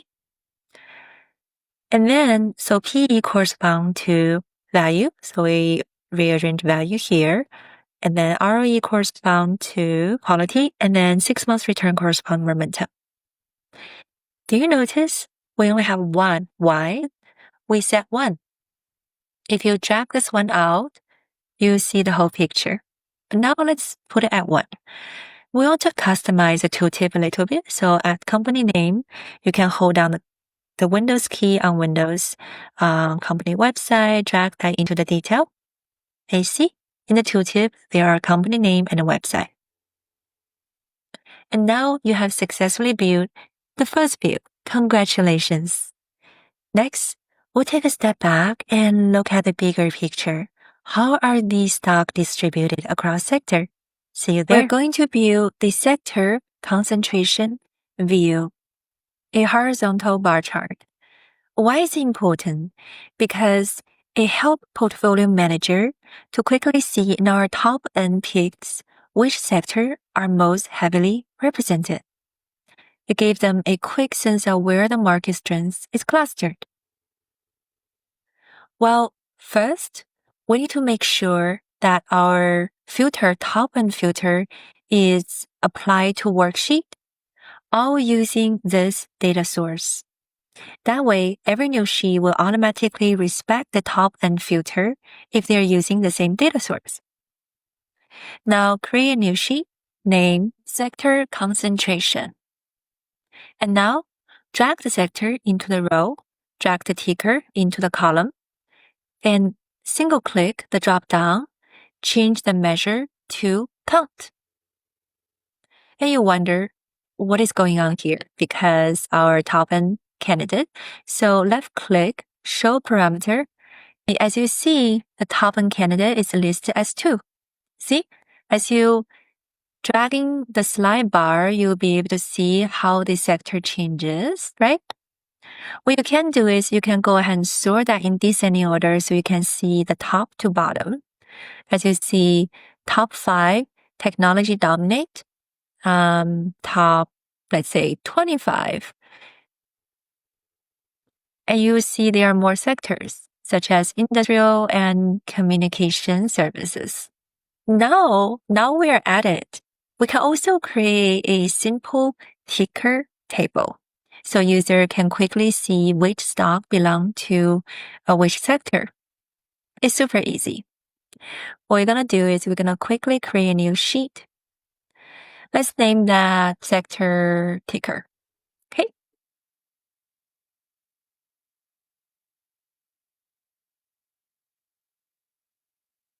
Drag the sector onto the row. It's pretty similar onto the row.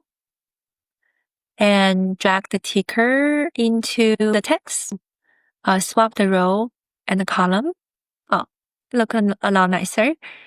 And now, to make it more useful, we can add multiple fields and customize our tooltip. If you're on Mac, you can hold Command. If you're on Windows, you can hold Control. I'm on Mac, so company name, website. I also want driver and theme and drag them into the detail. See?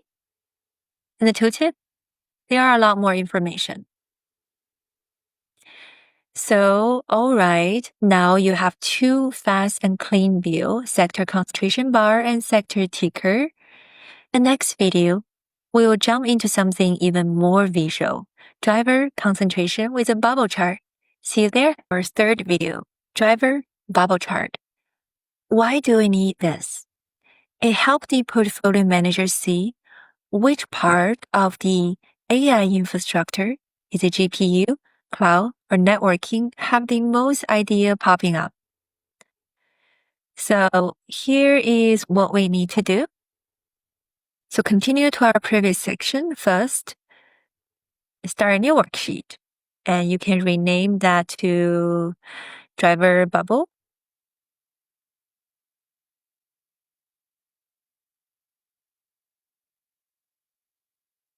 All right. Now, drag the driver into color and drag the ticker into size. Click the ticker, change the measure to count. And now, on the right-hand corner, click on Show Me and select Packed Bubble. Here we go. And click off Show Me. Drag the driver to left side just to make things easier. Let me move my window. See, there's a view.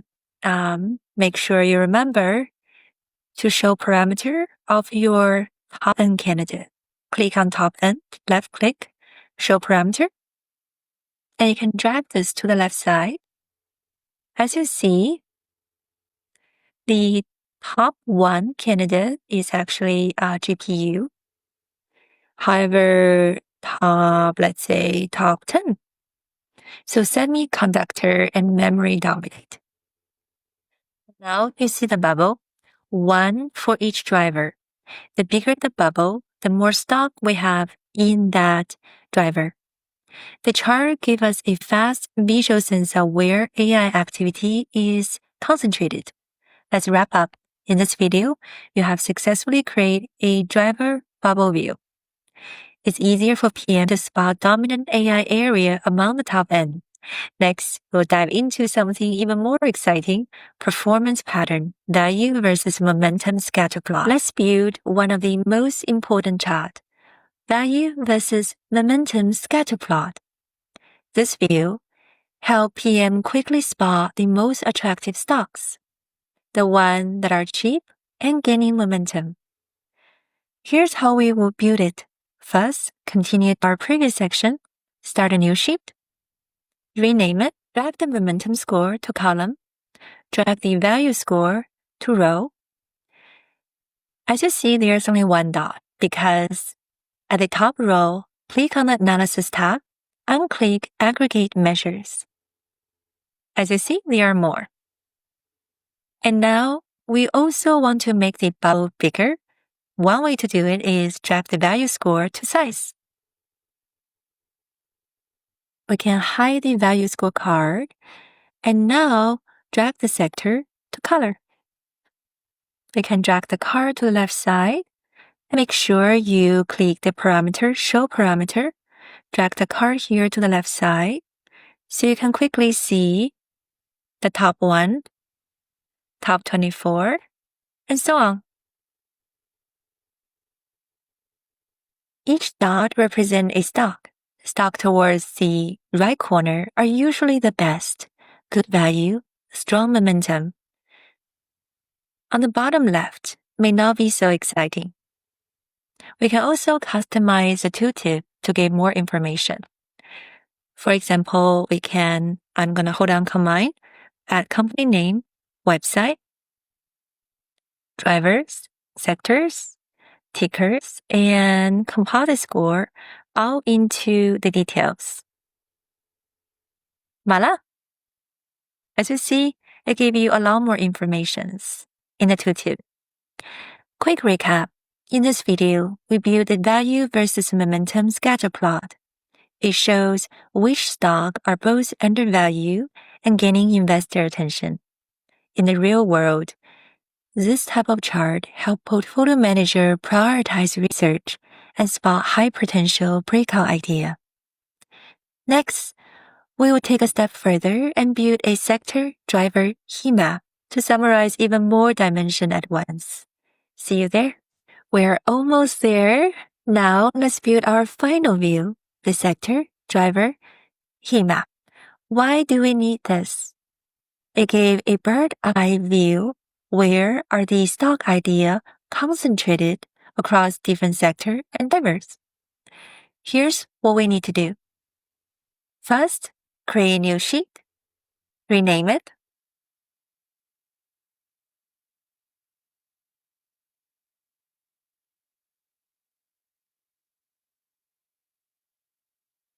next, drag sector into column, drag driver into the row, drag composite score into the color, and let me move my window, click Show Me, choose Tree Map. Click Show Me again.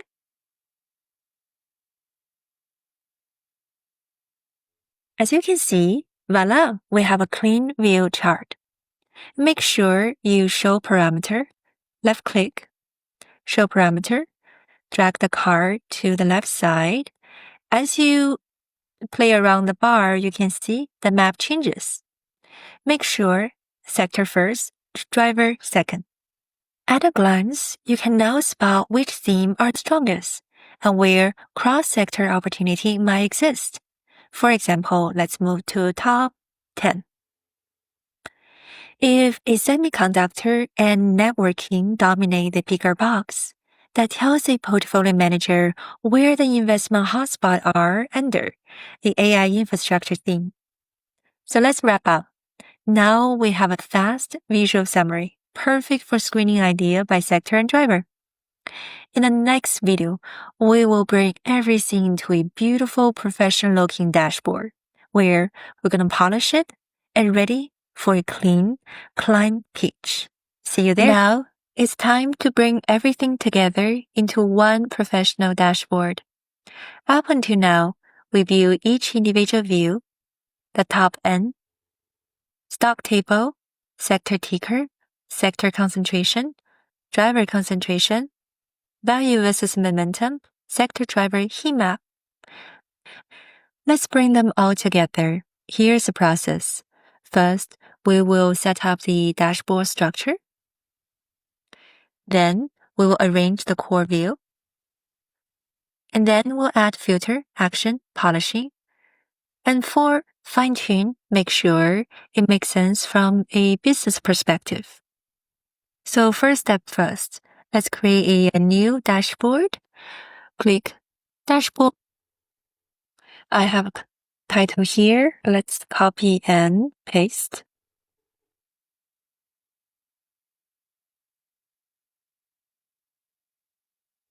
Bold, apply. All right. And next, we will set up the two important filters here. We have a top stock candidate and also ticker list. What we're going to do is we'll bring horizontal container here. And just to separate from everything. And then we'll bring the stock table here. And then stock ticker list here. And we'll slightly changing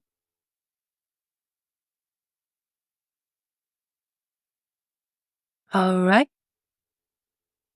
So we want this one to be typed in, so save us some space. And this one looks fine. All right. So now we have successfully bring our two view to the dashboard, and let's continue. We can adjust the height a little bit to have more room. Let's add a horizontal container here, horizontal container here.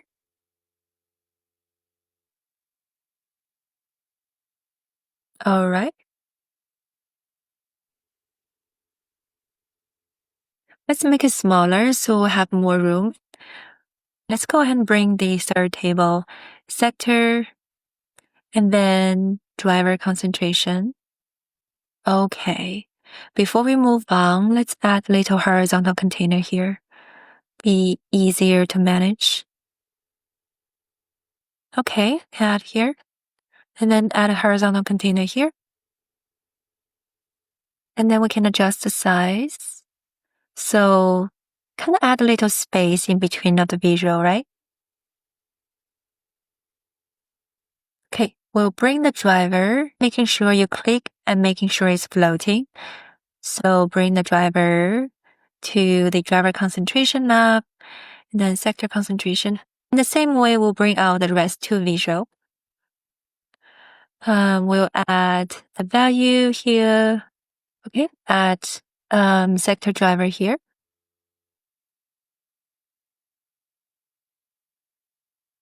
Add a horizontal container here.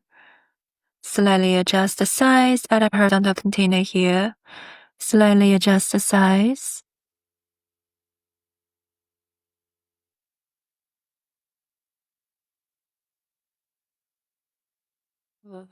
Right? Composite score, don't need this color. And in the same way, making sure this is floating. And then bring the sector to, let's say here. Change that to be multiple column and then drag it.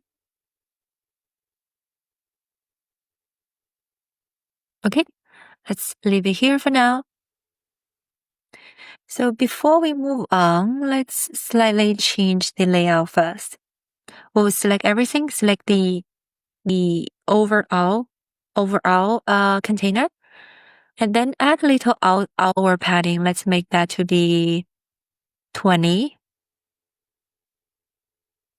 Just the padding to make sure everything breathes well. A good rule is 20 pixel. You can also adjust the inner padding too if you want. For example, select the hour container, the bigger one, including everything. Let's say you add a little bit inward padding.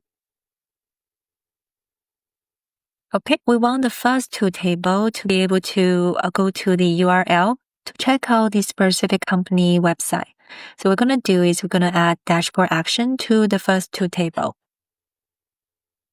Click on the dashboard, click on action, and then click this sheet, add action, go to URL, and uncheck all the unnecessary one. Only focus on the top end table, run action on select, and then new browser tab, insert company website, and then click OK. And another action, go to URL, same thing.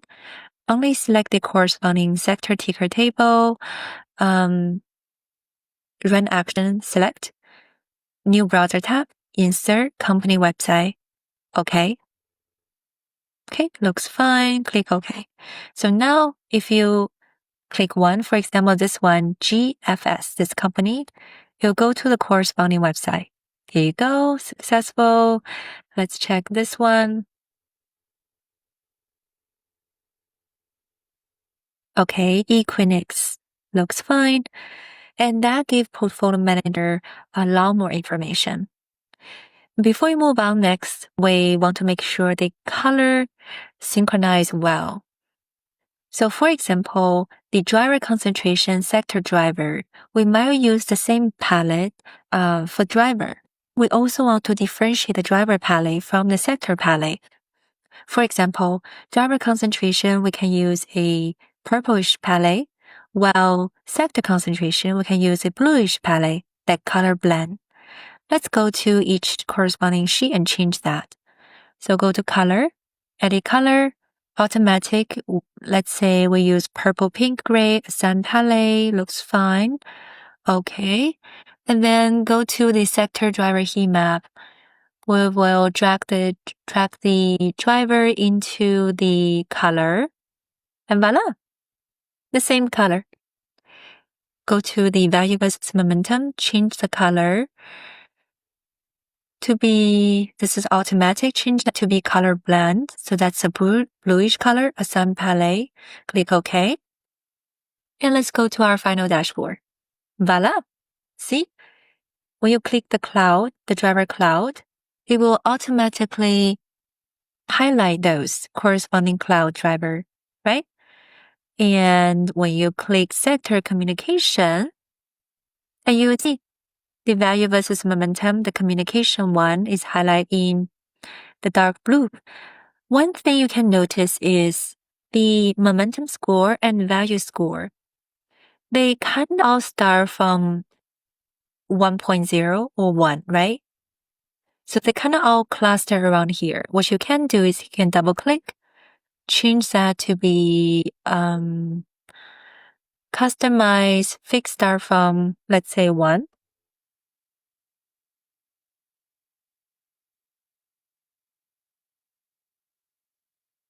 Same thing for value score. Customize fixed star, let's say 1. Can you do 1? Here you go. In that way, you can see a lot more information. For example, if you have top 1 candidates, you see where the top 1 candidates, sector, driver, and the specific details, right? Let's say you want to see all the stock since we only have 84, and you will see where are the top candidates.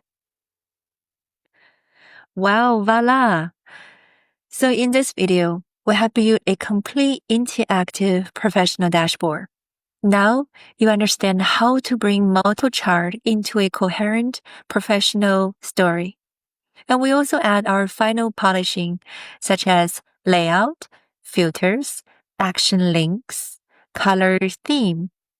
It's what turns a basic dashboard into a client-ready deliverable. In the next video, we're going to talk briefly about how to actually pitch and explain the dashboard to stakeholder. Congratulations and happy creating. Now we have completed building and styling our dashboard. It's time to publish it. Like what you would do in the real world, you would normally publish your dashboard to company internal Tableau server or Tableau cloud by click on the server, publish workbook. This way, your end user, like a portfolio manager, can access and interact with it directly from their browser. How cool is that? Before publishing, it will also ask you to save data as an extract for fast loading. You can also set up your data source for incremental refresh, meaning Tableau will automatically refresh only the new data every day. For this project, we will only demonstrate it through publishing to Tableau Public. We'll click on Server, Tableau Public, Save to Tableau Public, where it will ask you to create a name for this workbook, save an extract, and then publish it. It will show a browser like this. So let's play around with it. First, let's type in 5. See, our dashboard is working. And let's summarize the key insights. The key takeaway with this is we start with a broad AI infrastructure universe. After scoring for value, quality, and momentum, we found the top idea naturally centered around the technology enabler, especially the hardware like semiconductor, GPU, and networking. These names also offer both strong fundamental and technical momentum, ideal for midterm positioning. You now have a complete strategic real-world ready dashboard from data gathering, requirement analysis to final pitching. Congratulations! We did it!